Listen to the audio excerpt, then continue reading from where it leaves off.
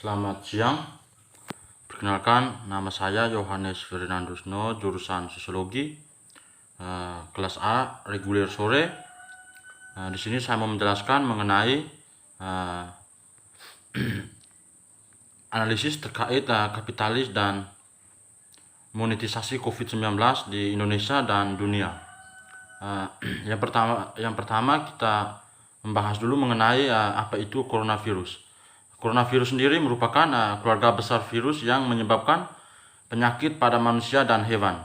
Pada manusia biasanya menyebabkan penyakit infeksi saluran pernapasan, mulai flu hingga penyakit yang serius seperti Middle East Respiratory dan sindrom seperti MERS dan sindrom pernafasan severe. Coronavirus juga merupakan jenis baru yang ditemukan pada akhir tahun 2019, dan sejak itu kejadian sangat luar biasa muncul, dan coronavirus ini pertama kali muncul di Wuhan, Cina kemudian diberi nama Severe Acute Respiratory Syndrome Coronavirus 2 atau SARS-CoV-2 dan menyebabkan penyakit coronavirus disease 2019 COVID.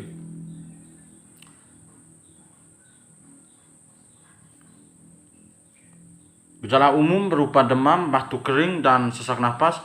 Jika ada orang yang dalam 14 hari sebelum muncul gejala tersebut pernah melakukan perjalanan ke negara terjangkit atau pernah merawat atau kontak erat dengan penderita COVID-19, maka terhadap orang tersebut akan dilakukan pemeriksaan laboratorium lebih lanjut untuk memastikan diagnosisnya. Seperti penyakit pernapasan lainnya, COVID-19 dapat menyebabkan gejala ringan termasuk pilek, sakit tenggorokan, batuk, dan demam. Sekitar 80% kasus COVID-19 ini dapat pulih tanpa perlu perawatan khusus. Sekitar 1 dari setiap 6 orang mungkin akan menderita sakit yang parah, seperti yang disertai pneumonia atau kesulitan bernafas yang biasanya muncul secara bertahap.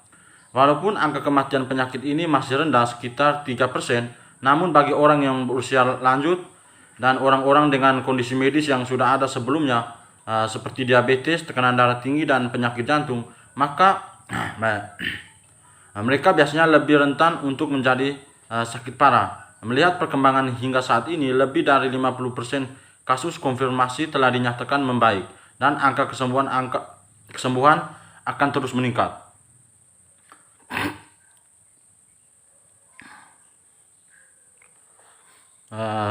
Sampai saat ini COVID sendiri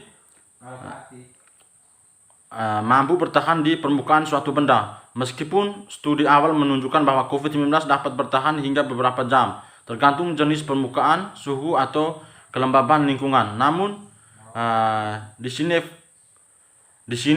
sederhana dapat membunuh virus tersebut sehingga tidak mungkin menginfeksi orang lagi, dan membiasakan cuci tangan dengan air dan sabun atau hand sanitizer yang beralkohol, serta hindari menyentuh mata, mulut, atau hidung segitiga wajah lebih efektif melindungi diri Anda. Orang yang terinfeksi COVID-19 ini akan mengalami gejala infeksi saluran pernafasan yang sama seperti demam, batuk, dan pilek. Walaupun gejalanya sama, tapi penyebab virusnya berbeda-beda, sehingga kita sulit mengidentifikasi masing-masing penyakit tersebut. Pemeriksaan medis yang akurat disertai rujukan pemeriksaan laboratorium sangat diperlukan untuk mengonfirmasi apakah seseorang terinfeksi COVID-19. Bagi setiap orang yang menderita demam, batuk, dan sulit bernapas, sangat direkomendasikan untuk segera mencari pengobatan dan memberitahukan petugas kesehatan jika mereka telah melakukan perjalanan dari wilayah terjangkit dalam 14 hari sebelum muncul gejala, atau jika mereka telah melakukan kontak erat dengan seseorang yang sedang menderita gejala infeksi saluran pernafasan itu sendiri. Di Indonesia sendiri Muldoko menjelaskan, kini setiap ada pasien yang meninggal di rumah sakit, dokter harus memberi catatan data kematian. Data tersebut akan diverifikasi sebelum akhir ditentukan COVID-19 atau bukan. Minusnya, penerapan sistem itu akan menimbulkan keterlambatan data angka kematian.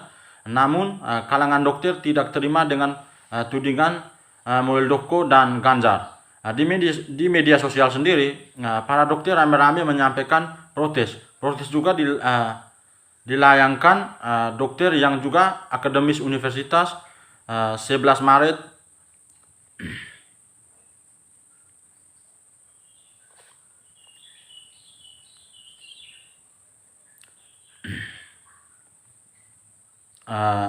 Muldoko dan Ganjar sendiri membuat runtuhnya kepercayaan masyarakat kepada pelayanan kesehatan. Padahal kepercayaan adalah harga paling mahal bagi seorang dokter.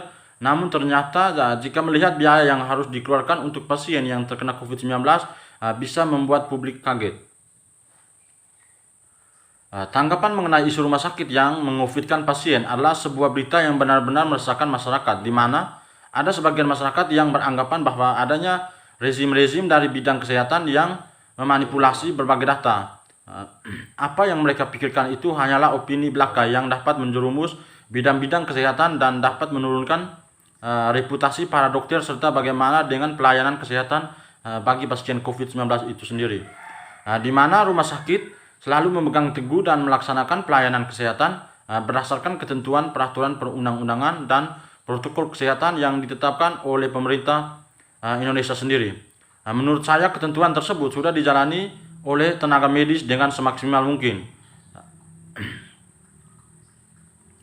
Yang berikutnya, adanya tudingan seperti itu, persepsi keliru dan opini yang menghasilkan mesin informasi serta yang meruraikan pelayanan rumah sakit dalam penanganan pandemi COVID-19. Adanya persepsi tersebut dapat membuat kepercayaan publik terhadap rumah sakit menurun. Hal ini juga dapat meruntuhnya semangat pelayanan oleh tenaga kesehatan saat pandemi virus saat ini. Maraknya penderitaan yang mengiring persepsi dan opini publik seolah-olah rumah sakit mengcovidkan pasien menimbulkan stigma dan pengaruh luar biasa pada menurunnya kepercayaan publik terhadap rumah sakit dan meruntuh semangat dan ketulusan pelayanan yang dilaksanakan rumah sakit dan tenaga kesehatan.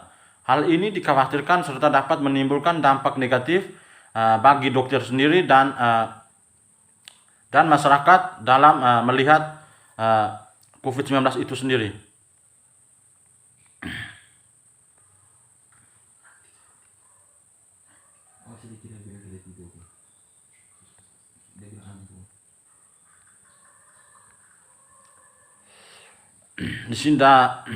Di sini saya menggunakan model analisis ROCCPI yang berarti peraturan di sini bahwa faktor bahwa berlaku tidak hanya dalam suatu peraturan tetapi dalam peraturan perundang-undangan yang saling terkait.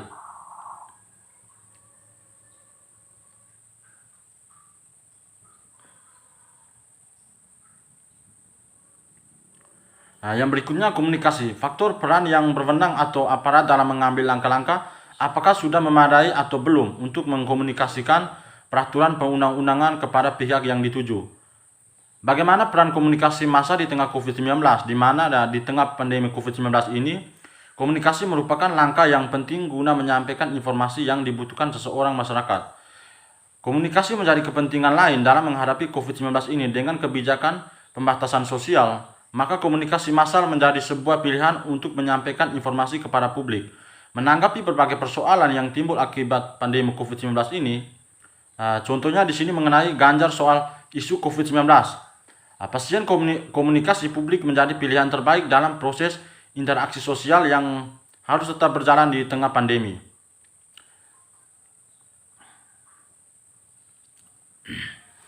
Kesimpulan yang saya ambil di sini yaitu, menurut pendapat saya,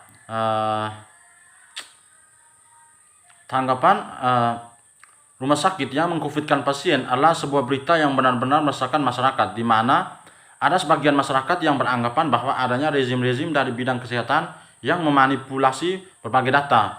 Apa yang mereka pikirkan itu hanyalah opini belakang yang dapat menjerumus bidang-bidang kesehatan dan dapat menurunkan reputasi para dokter serta bagaimana pelayanan kesehatan itu sendiri.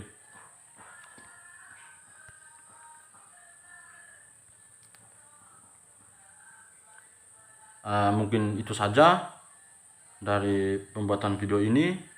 Apabila ada kesalahan dan bila teman-teman yang menonton video ini bisa bertanya di kolom komentar nanti. Sekian dan terima kasih. Selamat siang. Tuhan Yesus memberkati.